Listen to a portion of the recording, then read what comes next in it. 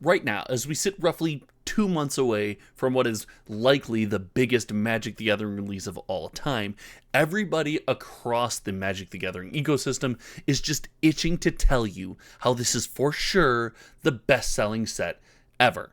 But here at Hometown TCG, I don't just want to tell you.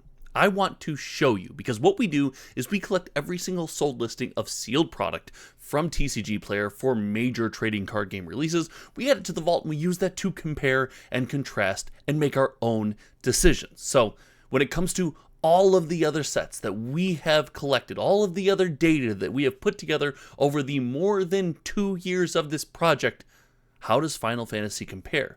Let's decide if it's going to be the best-selling set of all time using some actual numbers. All right, let's dive in.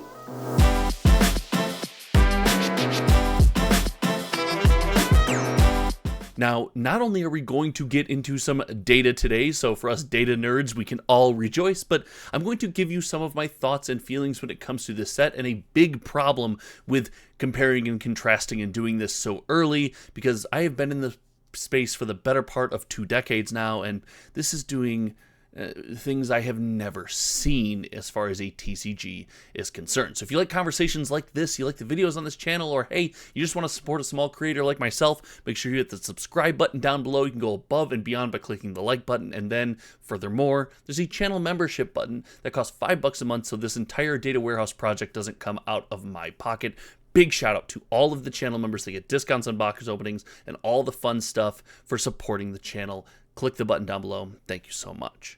But when it comes to tracking releases, there's a couple things we have to keep in mind. TCG Player doesn't represent the whole Magic the Gathering ecosystem. However, it is interesting to compare how products sell to similar audiences on similar platforms in similar timeframes, meaning almost every single Magic the Gathering release is released a certain time ahead of the official release on the platform. It is marketed to audiences that are aware of TCGs and know TCG Player is at least a thing, and they are sold based on the value that the community assigns to the product.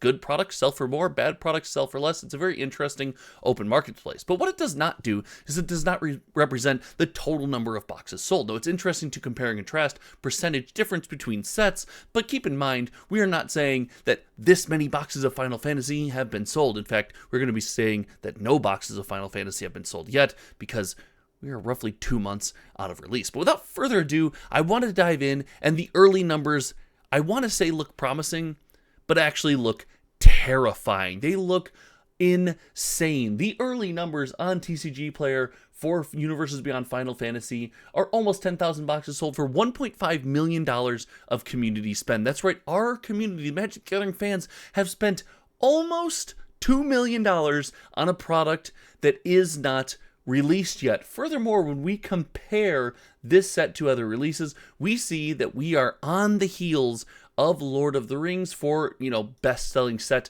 of all time. And when we look to compare to, let's go Bloomburrow, one of Magic the Gathering's best releases yet, we have almost surpassed the total amount pre-sold of Bloomburrow. And we're still 2 months away. What this graph we're looking at here is comparing pre-releases of products. So it takes into account everything sold as a part of the pre-release, not as of the actual release. So this is insane to look at. To say that this product is not coming out yet and we have almost spent as much money on it is just outrageous. It's ostentatious. I cannot believe it's happening. And we see there's a large disparity of, the amount of boxes sold versus the amount of money we've spent. And that is because the collector booster box has sold, roughly 500 boxes of actual completed sales, not returns, not rejects, not people have refunded, but actual sales. And we see, $304,000 of total money spent on this product. And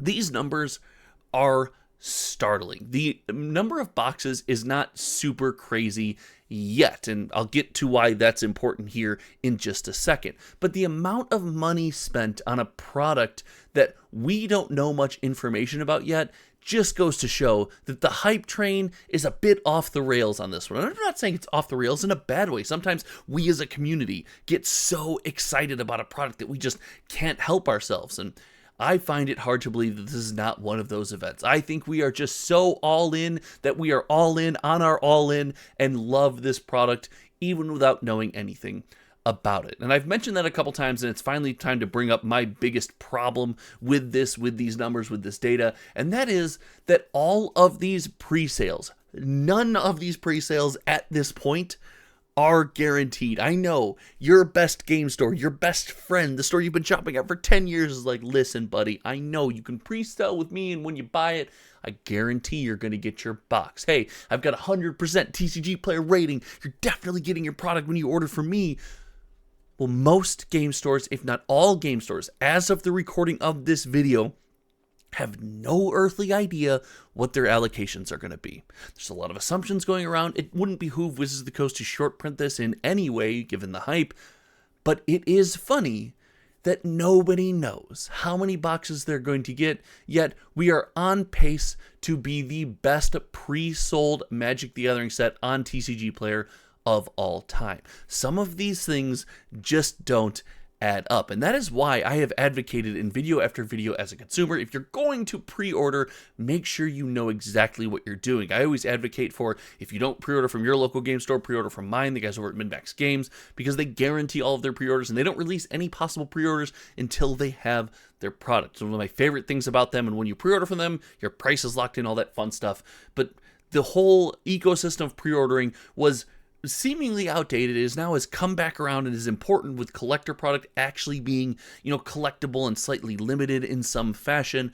But random pre-orders off TCG Player is just, it's a wild, wild west of a world. And I don't think most people know that they're pre-ordering a product that hasn't quite been allocated yet. And if we take a look at some other numbers here, this set has pre-sold in such a way that 2 months before its release, it is approaching the total spend on, let's call it, lesser Magic the Gathering sets. Something like Aether Drift, a set that wasn't super loved, sold more boxes, but obviously we spent not too much more on as a whole through the month of April. As we speak right now, we have not spent much more on all of Aether Drift than we have already spent on Final Fantasy. Figures like this absolutely blow my mind. We see something similar when we take a look at Outlaws of Thunder Junction. Remember, Outlaws of Thunder Junction is a set with 7 different subsets in it, and we have, not spent that much more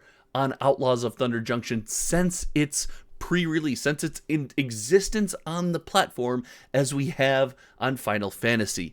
These numbers to me are startling. It shows that as a community, Magic fans are going to spend when they want the product. It almost doesn't matter what's in the box sometimes. Now, when it comes to a regular Magic set, I will always argue what's in the box matters more than any other TCG, because Magic is the best and most played TCG on the planet. It's inarguable. There's no other game where people gather to play nearly as much as Magic the Gathering from a trading card perspective, from a slamming down cardboard ecosystem.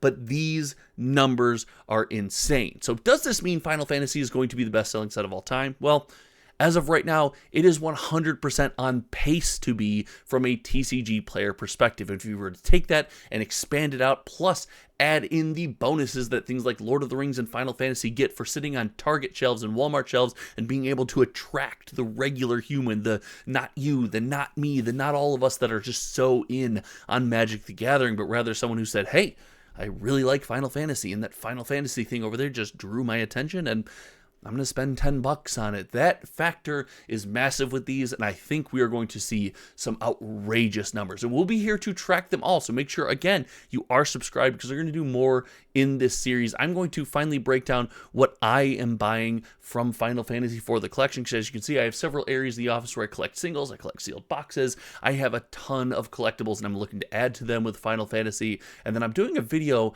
about the off the kilter, off the grid, off the beaten path couple of cards, a series of cards I'm collecting from Tarkir Dragonstorm that only cost me a total of $200 for full play sets of a bunch of cards that I'm collecting. So I'll do a video on that. If you're interested in stuff like that, let me know in the comment section below, and let me know your thoughts on Final Fantasy and the insane pre-sales. I know everyone wants to tell you, hey, this is going to be the best-selling set of all time. Dr. Cox went to his latest cocktail party and said this is the best-selling set of all time, but guess what?